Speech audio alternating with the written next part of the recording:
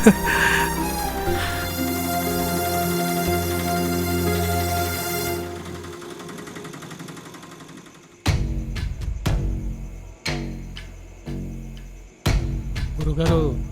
అది నాకంతా తెలుసురా రాజు. నా ప్రాణాన్ని నా క్షేమంగా తీసుకొచ్చావు. నేను ఈ జన్మలో తెచ్చుకోలేనురా. మనలో మనకి రుణాలేంటి గురుగారు? ఒక చిన్న మాట. ఏంట్రా రాజు? చెల్లి స్వేచ్ఛ చాలా మంచిది గురుగారు. తనకు మీరంటే ప్రాణం.